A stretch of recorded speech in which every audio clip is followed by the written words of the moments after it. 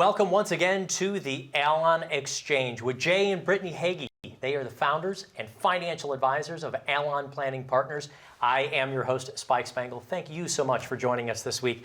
Jay and Brittany, always great to see you. Love being in the studio with you. Good morning, good afternoon, and good evening, depending on when folks are watching this program.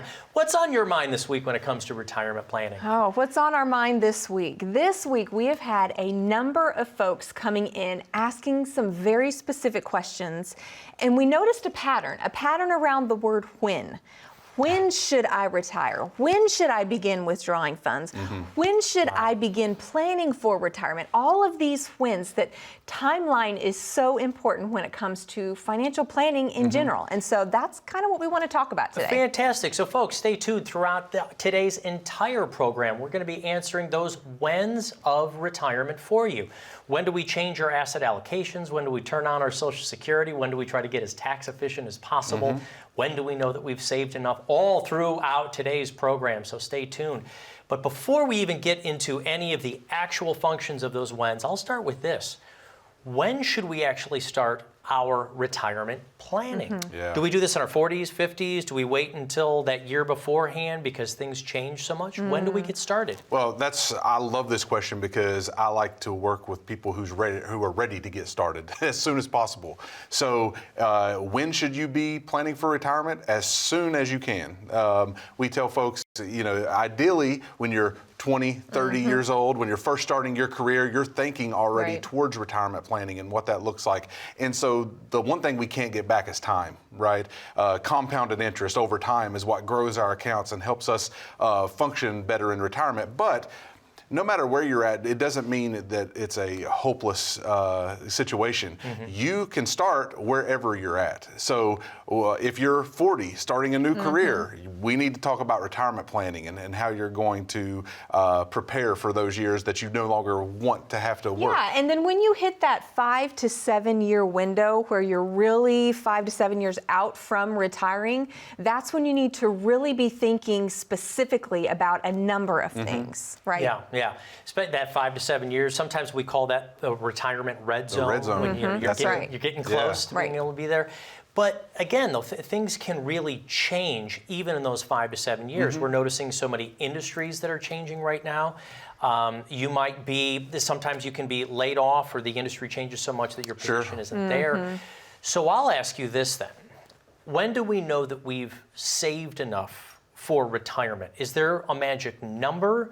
Does it depend on the household lifestyle, or is there a certain amount along with Social Security that we say, hey, when you hit this target, you're ready to retire? Yeah, that's a big question, and that's what everybody wants to know, right? How do I know I've saved enough? What does enough even mean?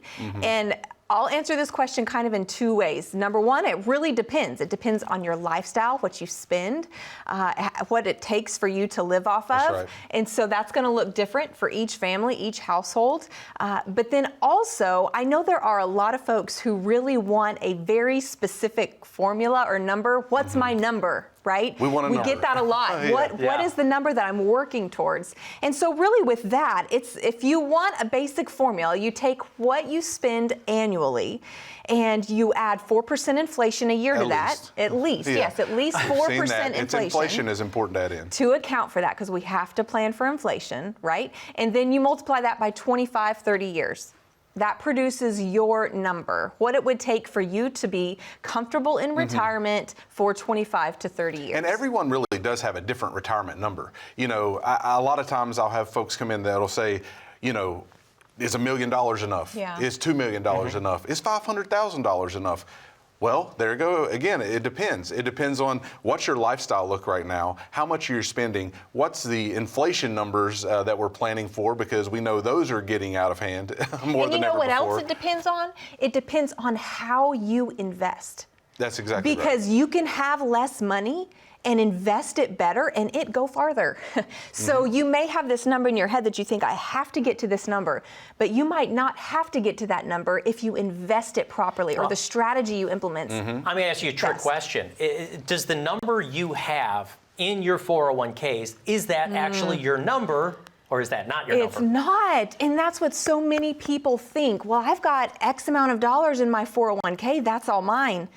I'm sorry to tell you, but it's not all yours. That's been tax deferred for years and years. So a significant portion of that will come out in taxes. That's right. So somebody might come into your office and say, well, I've got $500,000 in this 401k, or No, I've got you don't. $1 million in this. Unfortunately, you really no, you don't. So, Not all your money. how much are we shaving off of that? 20, 25, 30? It depends on the tax bracket? Yeah, at least. And so folks are usually shocked. I mean, when they come in to say, how much should I be preparing to pay in taxes over my lifetime with this amount of money? And 25% is typically usual, right? But like it could be different for every situation. It depends on how much money you actually need in retirement and how much we're going to have to get to aggressively if all of your money's tax deferred or not. There's a lot of things that play into those variables there. Right.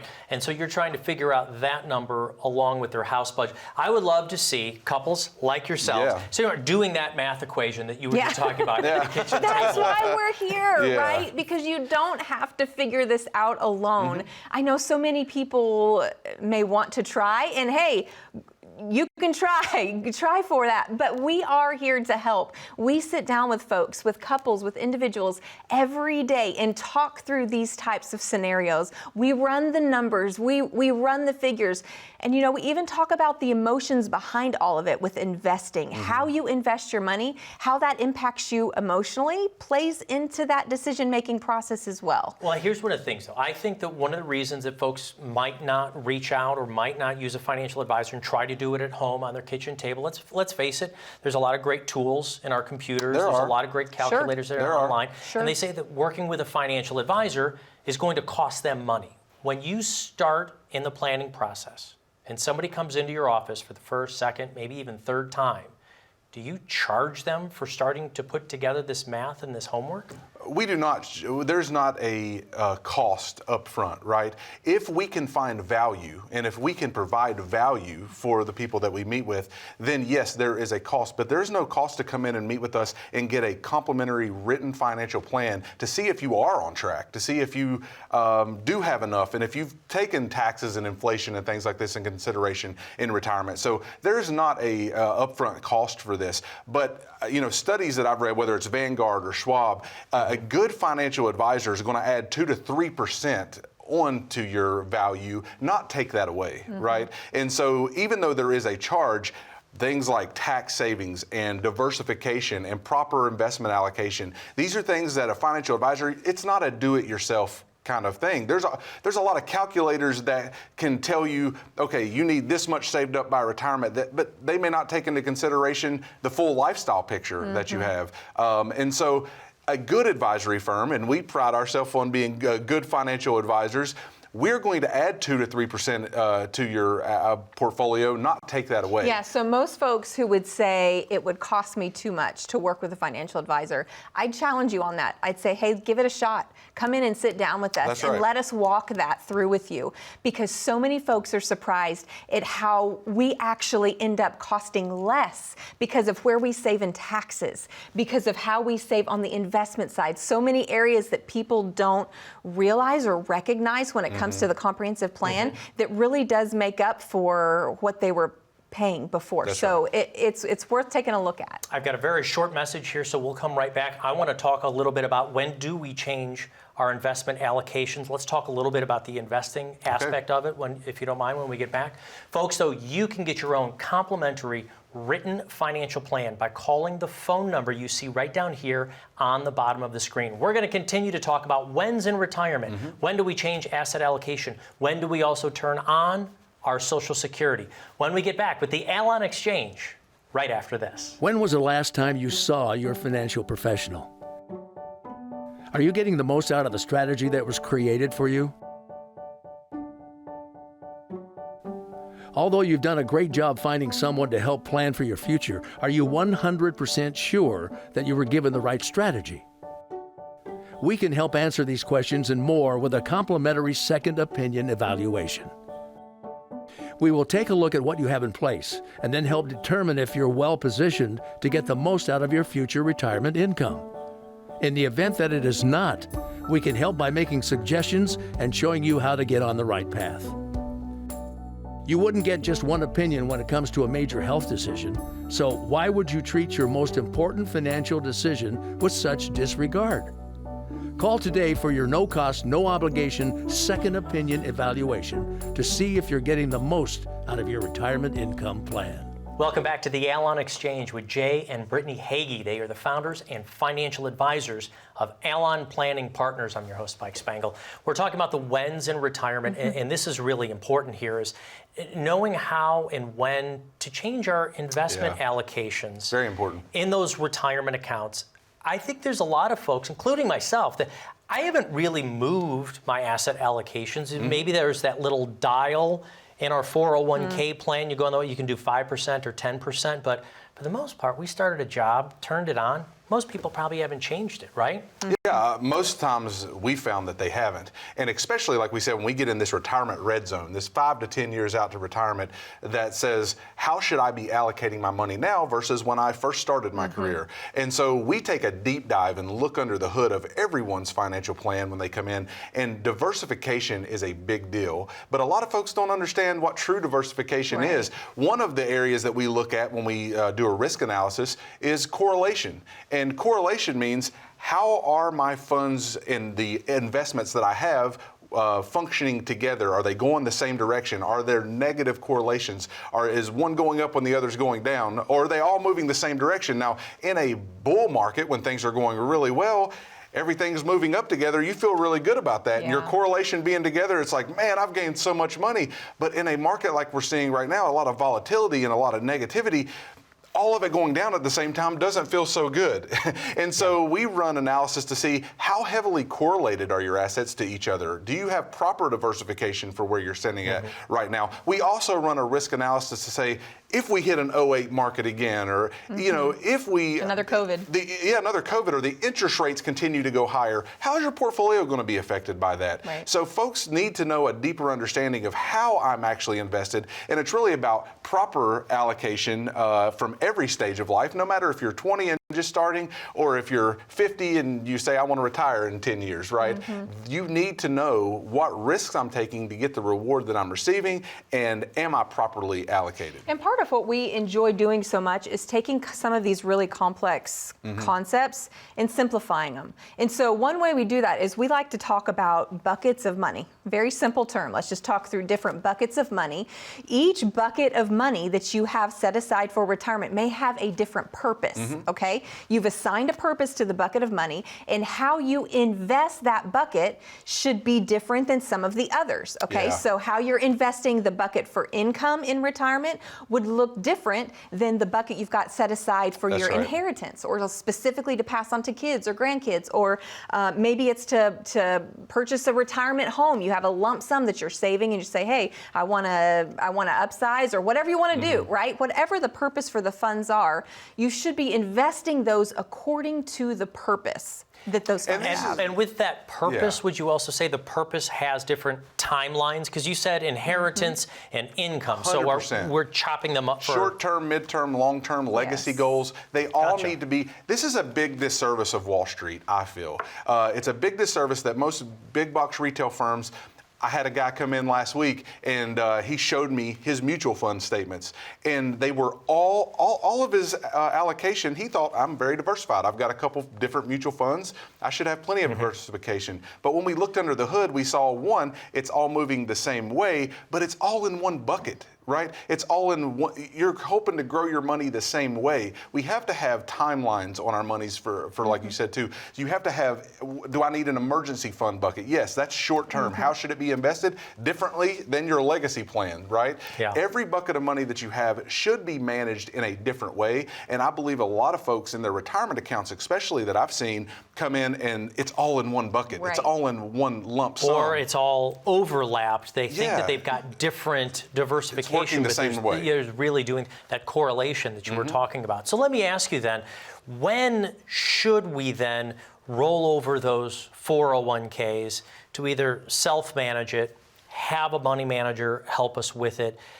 Is this something that we wait until that retirement day? Do we have to do that all like in the first month? Do we do that 6 months after we retire? do we do in-service withdrawal, or maybe we do it a little earlier? Yeah, and just to expound on that and let people know, usually there are some companies that don't, but most companies allow you at 59 and a half to do what's called an in-service withdrawal, meaning that you can take a portion, if not all, of the vested amount that you have in your 401k and roll it to a self-directed IRA where you have many more expanded options. You know, these ERISA-based plans and 401ks are good, but they sometimes lack the ability to be as flexible as we need them to be with our allocation models. So I tell folks, as soon as you can, if you're changing jobs, if you're 50 years old and you're saying, hey, the last 10, 15 years of my career is going to be different, and you have an old 401k just sitting out there, that's not where it should be setting. It should be in a self-directed IRA, and we help folks do that so that they have better allocation models. The money's working for them better and in the correct timeline as well. So I say as soon as possible, you want to get into a self-directed IRA. Yeah, and many folks are changing jobs more frequently now, right? It's not you have one career that you begin when you're 20 and you have that same career throughout your lifetime. Now there is more turnover from industry to industry or job to job. And so if there is a transition in your work or your career, that is an important thing to take a look at. An old 401k that you have at an old employer, don't just forget about it, but make it work for you. Take it and put it into an individual retirement account where you can direct it. You can determine exactly how it's invested. That's right. So again, as Jay said, you've just got many more options for investing within an IRA as compared to a typical 401k. So let me have, for folks who are watching the program, let's say we've got couples out there, right? So maybe they both had jobs, they both have retirement account. Let's just say they're the exact same age, okay? They're 65, they both retired, but they've got two separate accounts. And then even if you take that 401k and roll it over into an individual retirement account, no tax implications, That's right? If you go but there's still not two accounts together. How do you take and literally a couple's money together? Do you understand what I'm saying? How do we take all of these different accounts and put it together to create a plan that works together? That's it. And so we cannot take individual 401ks and combine them into one IRA. Some couples think you can do that, but you can't. They're always going to be individual IRAs, but you have to look at them as one bucket for both of your retirements, right? And so that's where the isolation of each bucket, the way that we do financial planning, comes into play, is because even though they're separate accounts right now, we need to know how they're functioning with each other and in light of each other, right? We need to know that they're working together towards the same goals, or they have their individualized goals for maybe one's a midterm income planning bucket, and one's a legacy play where I want my kids or grandkids to have this, right? But we have to name each individual bucket, no matter what vehicle that they're held in, Roth IRAs, 401ks, to make sure that they're hitting your ultimate goal that you have in financial planning. I've got a two-part question, if you don't mind, when we come back. It's,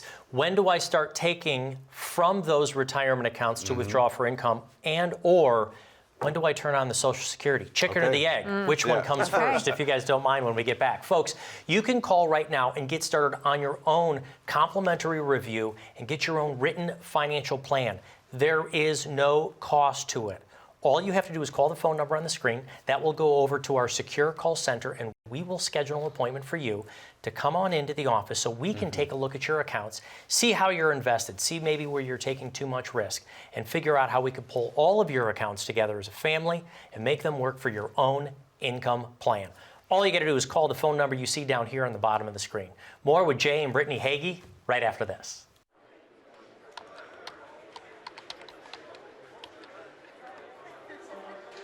The work never seems to end until the day it finally does. After nearly a lifetime on the job, you should be rewarded for all the time you spent working. Whether that's crossing off items on your bucket list, learning a new passion, or rekindling the love of an old one. After all, life isn't over when you stop working. It's the start of an all-new chapter. The one where you're the writer and you get to choose how your story will go. A way to achieve that is by having a clear financial plan to sustain your golden years. The biggest fear most retirees have is if they'll have enough money to maintain the lifestyle they've always enjoyed. Having a plan to help protect you against the curveballs life often throws will help to maintain your lifestyle. Call today to get your free written financial plan so you may live every day to the fullest and enjoy the retirement of your dreams. Welcome back to the Allon Exchange with Jay and Brittany Hagy. I am your host, Spike Spangle. Today we're talking about the whens for you, our viewers, in retirement. When do we change our asset allocation? And right now, I'm very interested in this question. It's when do we start taking from our retirement accounts, meaning withdrawing for income? And that might seem simple. It might, well, when we need the money. But my other part of that question is when do we take and turn on our Social Security benefits? Do we start with the Social Security and leave our investments alone, or do we start with the investments and let the Social Security grow? There's a chicken and egg question, like you said, when you look at it. So we know that Social Security maximization is a huge part of income planning for folks because the national average is around a third of your income is going to be derived from Social Security. And what's the one question that I get the most often about Social Security is it still going to be there? So like most folks are like, can I just turn it on as soon as possible? But let's look at maximizing that Social Security because a lot of times people will come in and they'll be 62 and they're still working a job and they think I'm going to turn on my Social Security and get an extra $1,500 a month, and you don't realize there's a penalty basis associated with that. So a lot of times it's not most advantageous to turn on your Social Security as soon as you turn 62. We want to make sure we're maximizing that because we don't want you to be penalized if you're still working and making over that $21,000 a year or whatever that number is this year. So I think we have to look at them in tandem. When do I take from my IRAs, my Roths, my 401ks, and when do I take Social Security? Well, we have to put a plan together that says what's going to maximize both of those. Now, when it comes to your IRAs and your Roth IRAs and your taxable accounts, we have to take taxes into consideration, right? We have to say, when's the most opportune time to take from these buckets over here? Probably when you're paying the least amount of taxes in your life, right? That's when I would say, and so we would look at that. But when do I turn on my Social Security? How can I maximize that? We have to make sure that we're putting a plan together that combines the two of those because those are the most precious resources that most people have, what they've saved in these tax deferred or Roth accounts, and then what the Social Security income is going to be, along with maybe some people have properties that they have rental income for or whatnot. We take everything into consideration and do a holistic income plan to make sure we are covering less taxes that you're going to have to pay through retirement and the most money that you're going to be able to keep and put in your pocket. Yeah, and the key word here is strategy. There is a strategy to implement to make the most of what you have when it comes to your retirement accounts and your 401ks, your IRAs, your Roth accounts, and also, Social Security, and determining what is the best case scenario for you. And there's a number of factors that go into that, especially when you're talking about Social Security. You have to look at things like longevity and what that looks like in your family, your health history, right?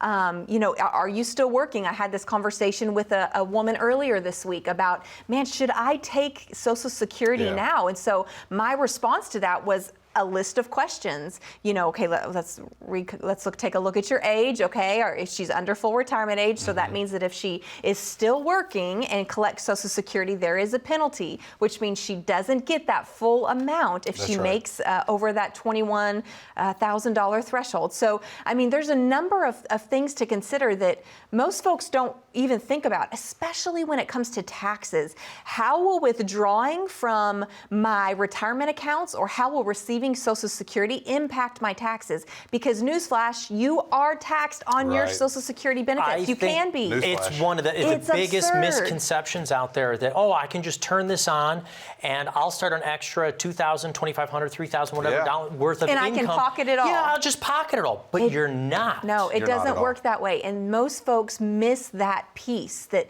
you've got to consider taxes because you just look at hard numbers when you're looking at income, right? I'll get X amount of dollars from Social Security, and then I'll take the difference I need from my retirement account, and then, I've got the $3,500, $4,000 I need for the month.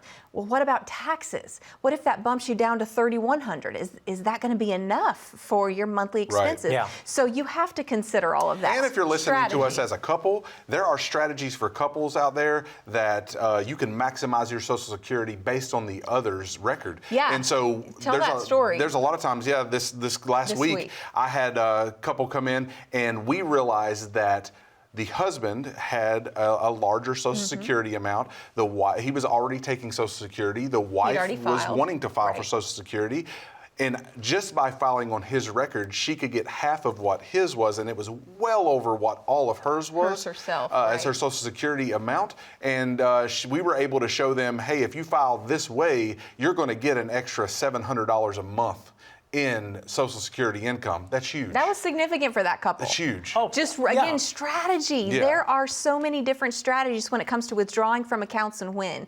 And you've got to consider all have of to these strategize that. factors. Well, and I think a lot of people today are making emotional decisions on Social Security, That's right. maybe political That's right. decisions, That's saying right. it's not going to be there. I just need to take it as soon as possible. Yeah. Let's run the Right. numbers first. This has been a great program. I could continue to ask you more when's in retirement. absolutely. But there is something I wanted to ask you about. The new book.